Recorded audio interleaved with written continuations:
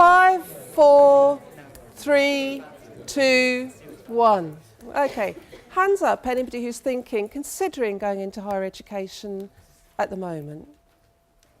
Quite a few of you, okay.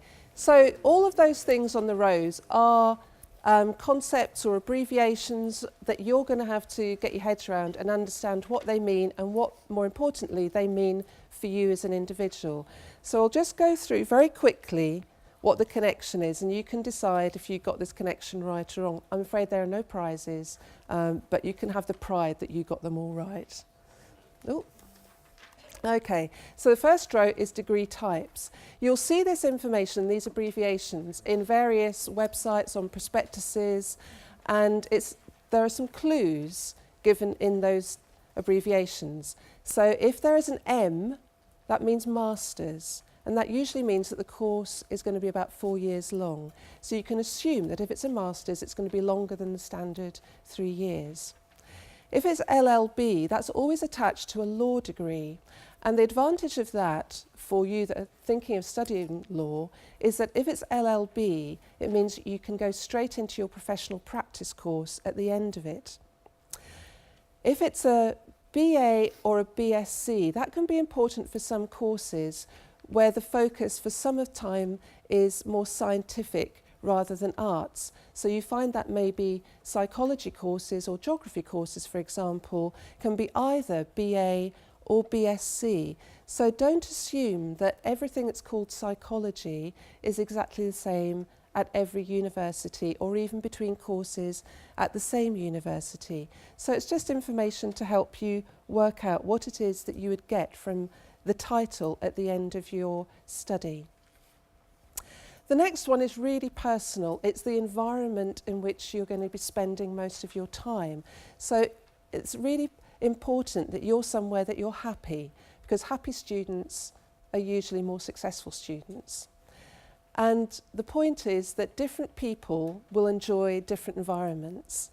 And what we would really recommend is if you get the opportunities, you go and visit the universities that you're considering going to, so that you can see what it feels like as you walk through the door. And certainly, although it was quite a long time ago, my experience of one particular visit was, I don't want to be here longer than the afternoon for the open day, far less 3 years. So you have a really strong reaction sometimes. And it's quite a surprise, but over 40% of prospective students have never turned up and visited the university they go to. And we know that quite a high rate of dropout is due to people being unhappy in the place they are. So it's important to research what kind of environment you could be living in, but also think for yourself, what kind of place will make me happy?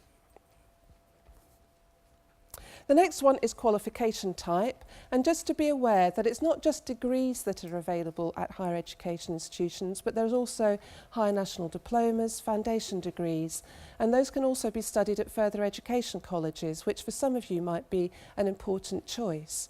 And for those courses, it's, if you like, a slightly more chopped up progression. So you start and take it at a slightly slower pace, but you can still get to a degree in the end, but that might be an important way of studying for you. The other thing to be aware of is that a lot of degrees now are vocational or offer placements within them. So certainly if you were doing a health-related course, you would be expected to do part of your professional practice, and so some of your time would be spent actually doing the job that you're being trained to do. For other courses, you might have the opportunity of going abroad for a year or having a work placement, say in the UK, and that may be paid or unpaid. For other programmes, they don't necessarily build in a compulsory placement, but they do offer you the opportunity to have time out and do a work placement, or perhaps go abroad to do a research project for 6 weeks. So it's worth asking those sorts of questions, because those can just enrich your experience of higher education. The next one is style of learning, and different people will cope better with different sorts of styles of learning, and different universities offer different styles. So it's important that you know what's going to suit you. Just to be aware that some courses, there might be 12 hours face-to-face teaching time with lecturers, and for other programmes it might be much higher, say up to 30 hours. Now, just because it's 12 hours, don't assume that that just means that, oh, well, I'll do 12 hours work and that's it. No, there is a clue. When people talk about reading for a degree, that's the clue. So mostly for courses where you might have less teaching time, the expectation is that you'll be doing your own independent study. And independent study skills are absolutely crucial for a successful higher education career. The next one is being clear about your reasons for higher education study. Because if you're not clear, the admissions officer looking at your application might not be clear, and that would be a real shame. You might be absolutely the best person for that programme, but if they can't work that out from your personal statement, they may not offer you a place. So it's really important to be clear yourself about, why am I doing this degree? Am I doing it because I need it for the career that I'm hoping to progress on to later? So for example, if you want to be a teacher or an accountant, you do have to have a degree. Or are you doing it because you absolutely love the subject? And again, any admissions tutor would love to hear that you're passionate about the type of study that you're applying for. The next one is the application process. And there are lots of different ways that different courses try to work out how to select the right people for their course. So importantly, at all of those stages, you could be rejected. And just to bring your attention, for those of you who may be going into a degree programme that's going to lead to work with, for example, vulnerable people or young people, things like your CRB check are important, and there may be health reasons, or sort of you have to go through a physical to make sure that you're okay for that particular degree as well. So it's not always just on your academic performance. There may be other application requirements as well. So make sure you read the detail. So who got all of them right? That's okay, because that's what this is for. So the next step is, how can you get this right for your personal statement? I'll hand over to my colleague now. Morning everybody, we're doing a double act here. Basically what I'd like to talk to you about is your personal statement. Have you all heard of personal statements for your UCAS application forms? How many of you have actually started to write your personal statement? None of you at the moment. Okay, that's fine, because you've got time yet, you're in year 12. But I'd like to just talk through a few of the basics in terms of what you ought to be thinking about including.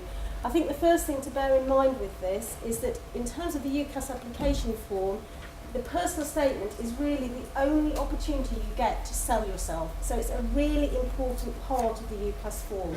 You need to be thinking about, what do you want to let the admissions officers know about you? They more than likely don't know you.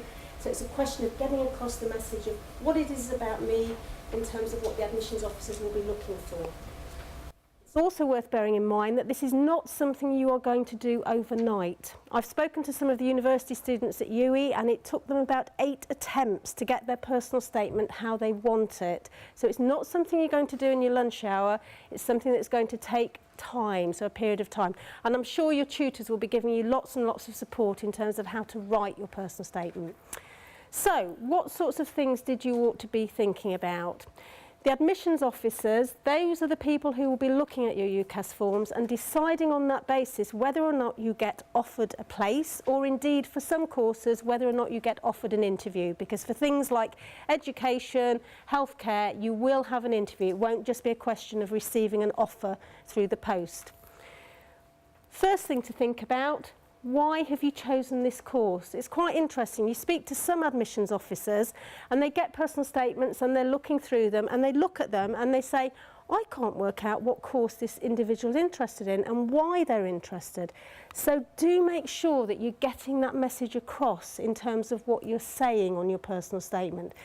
Think about, why are you wanting to do this course? Does it link to your career? Is it that it's a particular area of study that you want to progress, having studied the subject at A-level or BTEC National or whatever? Think about, how your subjects, how your academic subjects relate to what you're wanting to do. Are there particular projects that you've been involved with?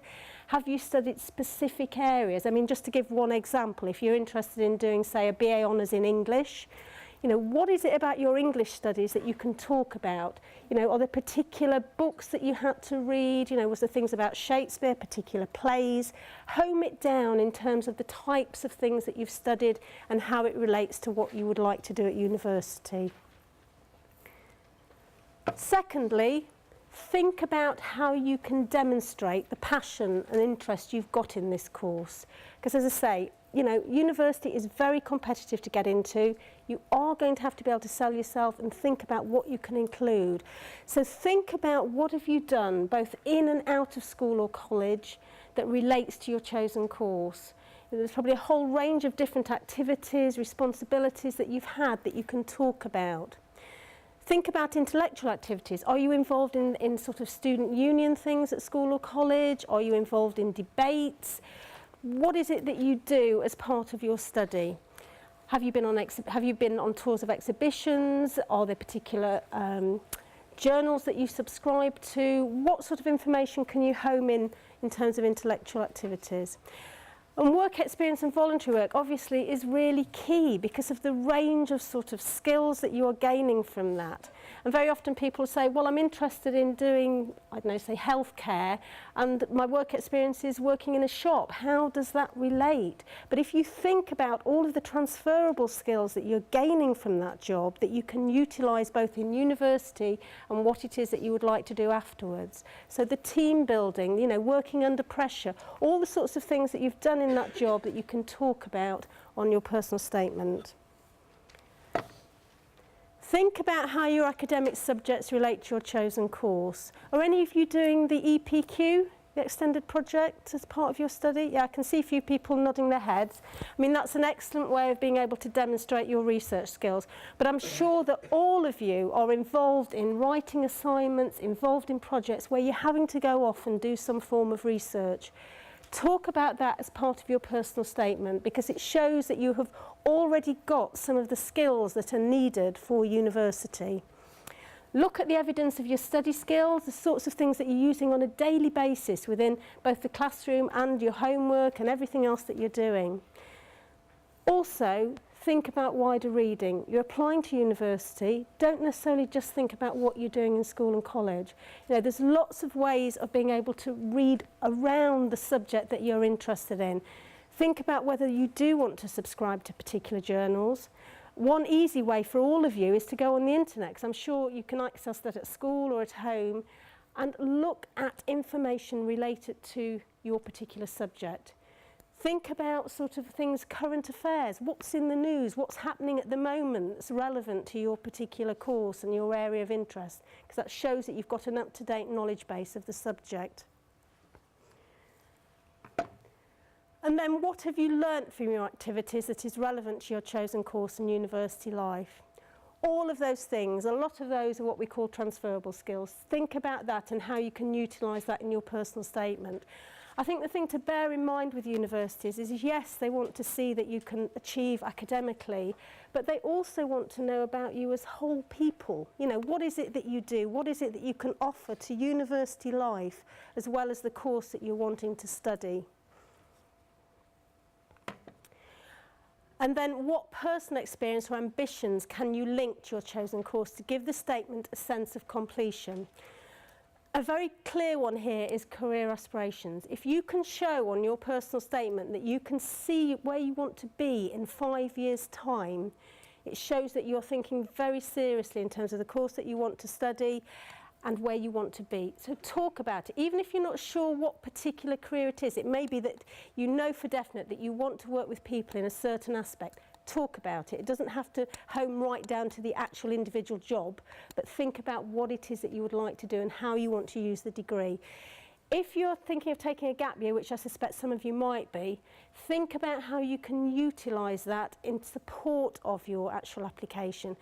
If you're just intending to take a year out and not do very much at all, then that isn't going to actually reflect very well on your personal statement. You need to be thinking about things that you can do that will widen your knowledge, for example, travel, or it may be that you want to gain further work experience that's related to what you want to do afterwards. Those sorts of things are a very constructive way to spend your gap year. And the other thing to bear in mind is that there might be 1 or 2 courses where having a gap year may not be to your benefit. One example is music. So it's worth checking out with the institutions and the courses that you want to do how they view a gap year. Special achievements, think about anything else. People often talk about things like Duke of Edinburgh Awards, or if there's positions of responsibility that you're holding either in the school, as head girl, boy, whatever, think about what else it is that you can utilise on your personal statement. And that's as much time as what I've got, so I hope that's given you a few pointers. It's really just to get you started in terms of thinking about what you'd like to include. So I hope you found it useful. Thank you. Oh, thank you.